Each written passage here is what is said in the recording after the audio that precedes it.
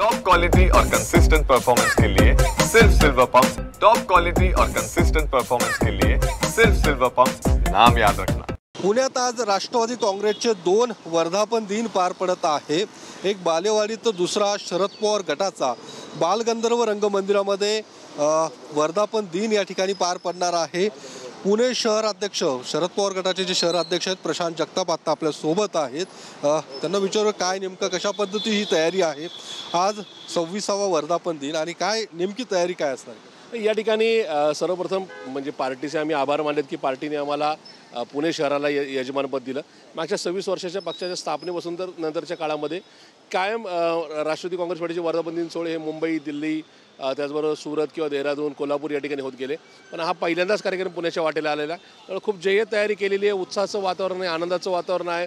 पवारसाहेबांनी जन्माला घातलेला राष्ट्रवादी काँग्रेस पार्टीचा 26 वर्षाचा प्रवास हा पुणेकरांनी पाहिलेला आहे, त्याच्यामुळे खूप चांगल्या पद्धतीने जय्यत तयारी केलेली आहे। जय्यत तयारी आणि शक्ती प्रदर्शन तुम्ही या ठिकाणी करताय, पण दुसरीकडे बालेवाडीत देखील दुसरा वर्धापन दिन पार पडतोय। तो अजित पवारांचा आहे, अजित पवार गटाचा आहे, त्यांनी देखील तिकडे ताकद लावल्याचं पाहायला मिळतं। एक लोकशाहीमध्ये प्रत्येकाला अशा प्रकारे नाही का वेगवेगळे वर्धापन दिन साजरा करण्याचा अधिकार आहे।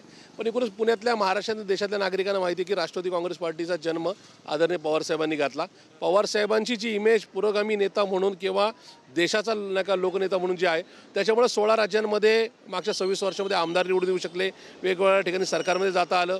लक्षद्वीप किंवा बिहार आणि महाराष्ट्रामध्ये 3 राज्यामध्ये खासदार निवडून आले। त्यामुळे खरी राष्ट्रवादी कोणाची किंवा राष्ट्रवादी काँग्रेस पार्टी ही पवारसाहेबांची याच्यावर कोणाच्या मनात शंका असण्याचं काही कारण नाही। त्यामुळे वर्धापन दिन जरी 2 साजरे होत असेल तरी या ठिकाणी समोरची जी टॅगलाईन आहे प्रवास 26 वर्षाचा, मेळा निष्ठावंतांचा, जन्मदात्यासोबतच घेऊ श्वास राष्ट्रवादीचा, त्याच्यामुळं जन्मदात्याबरोबर हा आनंद साजरा करतो याचा आनंद आहे। याचा अर्थ तुमचा तुम्ही खरी राष्ट्रवादी म्हणताय, खरा वर्धापन दिन आहे, तिकडे होणारा खोटा वर्धापन दिन म्हणता येईल का या सगळ्या? असं काय, आता शेवटी असं आहे की पक्ष स्थापनेच्या वेळेस ते पण बरोबर होते, त्याच्यामुळे अलीकडच्या काळाच्या काही वेगवेगळ्या संस्था आहेत, मान्य सुप्रीम कोर्ट असेल, मान्य निवडणूक आयोग असेल, यांनी योग्य वेळी योग्य तो निर्णय घ्यायचा आहे।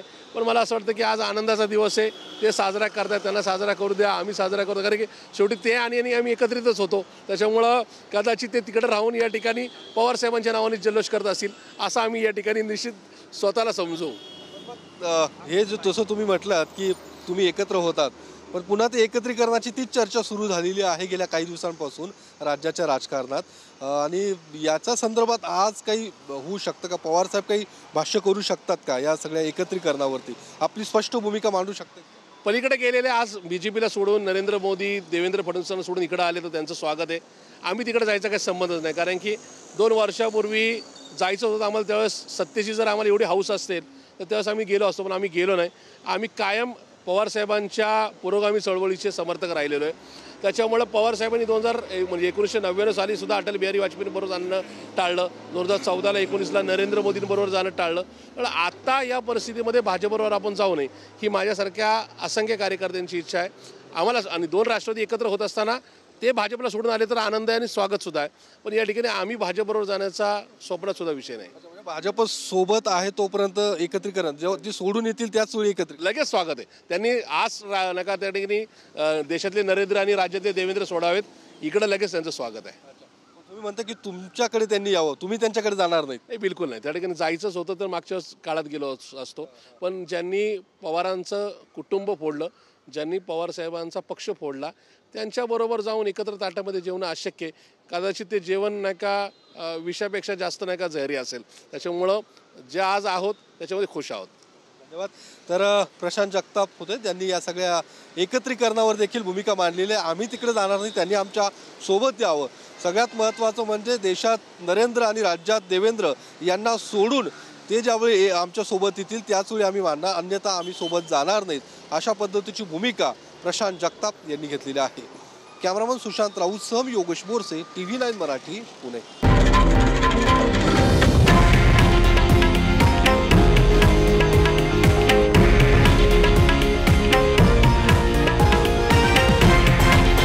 हे आहे देशातील नंबर 1 न्यूज नेटवर्क आणि आपण पाहत आहात TV9 मराठी, एकमेव।